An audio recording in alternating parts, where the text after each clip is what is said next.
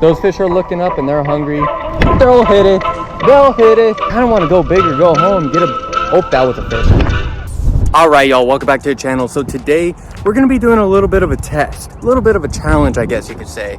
We are going to be seeing what will catch the most fish, a stick bait or a paddle tail. Are these fish going to be wanting something a little more finesse, or are they going to want something a little bit quicker, something with a little more speed to a little bit more aggression to it? Time will tell. We're going to start off with the stick bait. We're going to walk probably about a mile down, and then we're going to walk a mile all the way back. We're going to take turns, 1 mile all the way down and 1 mile all the way back with each bait. See what we can do, see what we can crank. Stay tuned, enjoy, and let's go get them. All right, y'all, it is a windy day today. Let's see if there's any hungry bass up in all this wind. Got that green pump, black flake, fat bat on from Fat Pack Baits. I'm gonna have to talk a lot louder today and almost yell because of all this wind.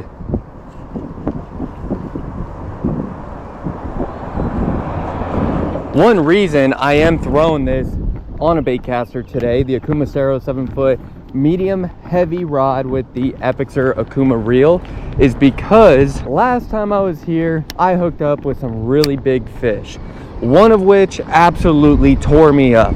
So with a little bit stouter rod, the bait caster's got a little more torque with that backbone.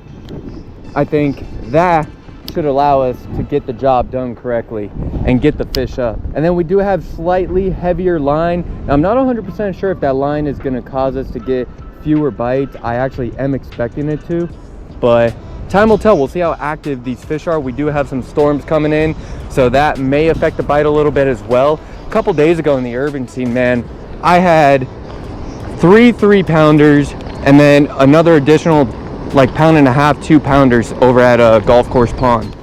Absolutely incredible. Honestly, we might be better off with the paddle tail up in this wind.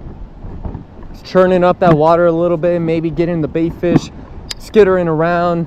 Granted, the majority of the bait fish in all the canals are the little tilapia.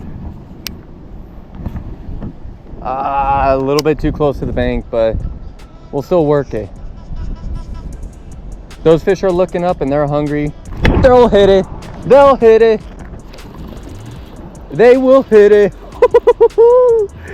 He was looking up and he was hungry. Look at that. Look at that. Beautiful little fish right there. Calm down, butter. Calm down, buddy. Check that out. I mean, just beautiful, super sick. Not a giant bass by any means, but I'll tell you what, how he picked that bait up, how he took off with it, definitely cannot complain about that. Can't complain about any fish that we catch. All right, got that Fat Pack Baits. Fat bass. See what we can do with it. If we can keep cranking a couple fish. Sometimes there's 2 fish on each ladder, so we'll take another flip, but this one will be a little bit further out, just to see if there's something sitting more on the base of this ladder. Could be a female, because these fish, they're still bedding, they're doing their thing in the urban scene. So you definitely don't want to shy away from making a couple casts at the same structure. When I first set the hook on that fish, he felt a lot bigger. I mean, he did not want to come up at first.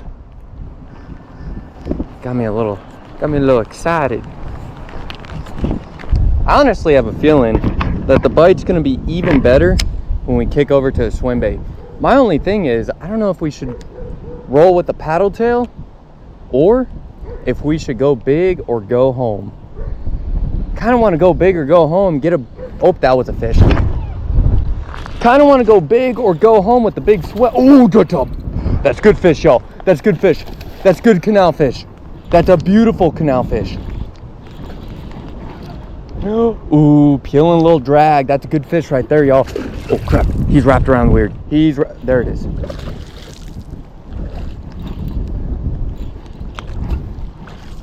Y'all,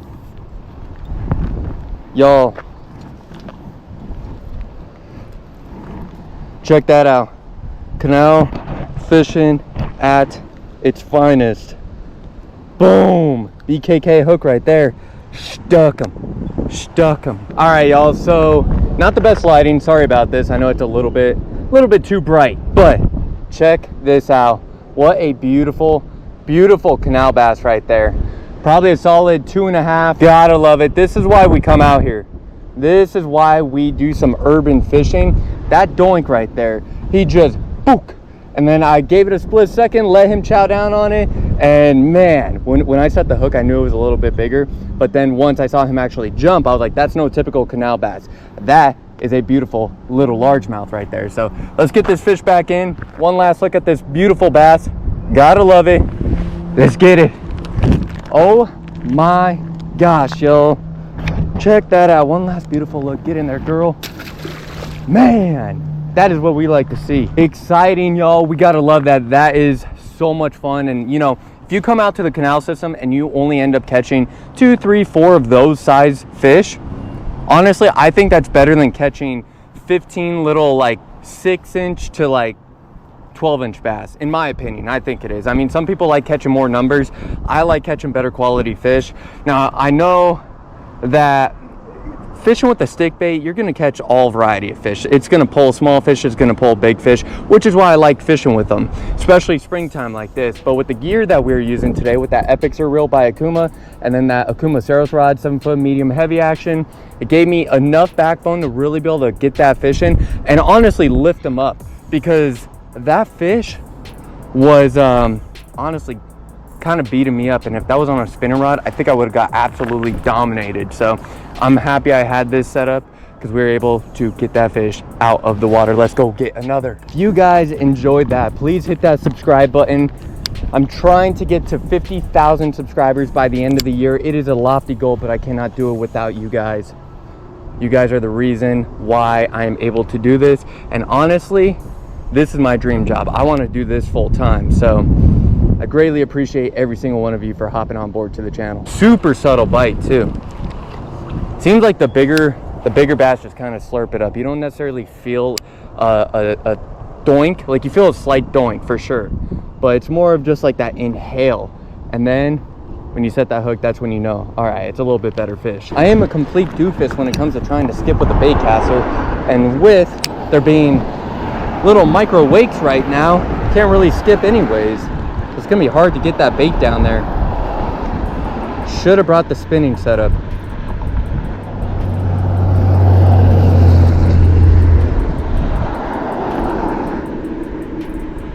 So I'm not too confident about down here. This area used to be absolutely phenomenal. Throw little paddle tails, crappie grubs, stuff like that. Up in all this moving water, there'd be a lot of fish around, sometimes some really big fish too. But they're primarily up in these areas, mainly in the summer, that I noticed. There's a couple really big carp down there. So, I mean, if you're a big carp fisherman, cat fisherman, you'll probably find a pretty good bite down in these zones. But the bass, if you're a bass guy, you know, you'll find some here and there up in these zones. But I honestly noticed that they're primarily near all this broken concrete, any form of structure, and they're primarily up in these areas during the summer to cool off. But you always got to try, because I have had some moments where I pulled some absolute freaking giants out of here. Throughout the years, this canal, you know, 12, 15 years ago, none of this concrete was right here at all. This was all dirt, so the canal was actually cleaner, and it ran a little bit. There it is, there it is. Good fish, good fish. As I'm talking crap, peeling some drag. Shoo! Get on up, buddy. Thank you for the bite. Greatly appreciate you. This is what we like to see. Look at that. Right through the face.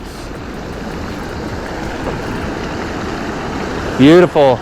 Beautiful little fish right there. We cannot complain about that. But like I was saying, 12 years ago, 15 years ago, this was all dirt, ran a little bit cooler. And I used to have 70 fish days out of here, purely bass, and then an occasional yellow bass here and there. And it was wild. It was so much fun being a little kid, riding my bike up and down this thing. This canal was ridiculous. All right, y'all, so it is as windy as can be, but as you can tell, fishing is still decent. This wind is kind of churning up that water a little bit. keeping these fish relatively active, and we got one really nice fish and two decent fish, so we cannot complain. We are now going to walk our way back, but we're going to use a paddle tail. We caught 3 fish on the stick bait by Fat Pack Baits, the Fat Bat, and we're going to be using the Fast Swimmer on the way back. See which one truly gets the most bites, moving bait or a little bit more subtle bait. Let's find out. Let's go see, and let's go dangle up a few more pigs. All right, got that wrecking ball jig head. We got that 3.3-inch Fast Swimmer. Let's see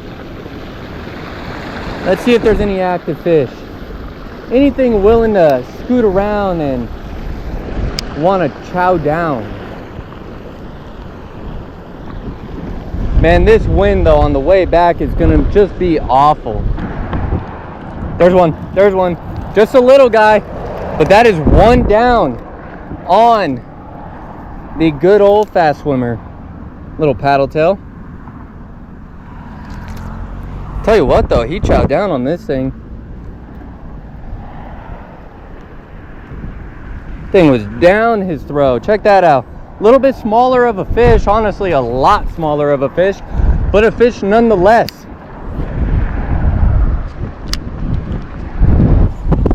Well, they definitely seem to like the stick bait a little bit more, at least a better quality fish do. I have gotten a couple bites after I got that one little pipsqueak on the Fast Swimmer, but nothing substantial enough to actually be like, whoa, that's a nice fish. All right, maybe in this calm water right here, there's slight protection, so I'm thinking maybe up in here, there's even a couple pipsqueaks, you know? Just something that wants a little swim bait. All right, y'all, so I'm actually giving the paddle tail a lot more time. We've walked a lot further ripping around with the paddle tail, and it's just not the bite. I mean, I've had a couple bites. I got that one little dink, but unfortunately, there's just really not too much going on. On top of that, the wind's not helping. The wind is absolutely atrocious today. I thought it would actually help the moving bite a bit, but that has not been the case. We still got a little bit more to fish, so let's quit wasting time. Let's go get them. We got to get one more at least.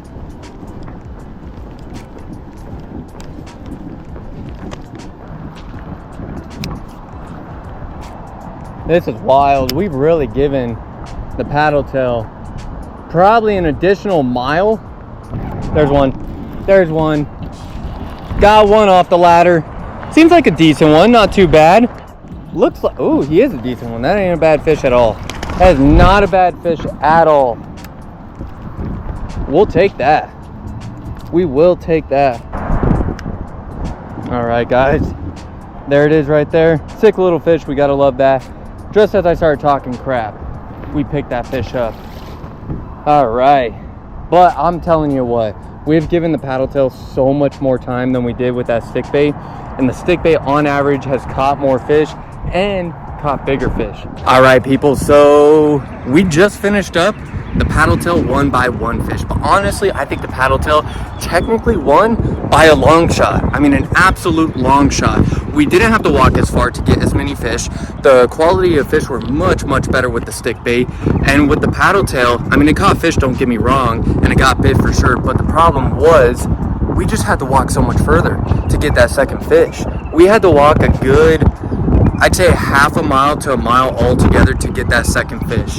But it was still fun regardless. Caught a couple fish, had a good time. Hope you guys enjoyed it. If you guys did, please hit that subscribe button, and we will see you next time on Southwest Fishing.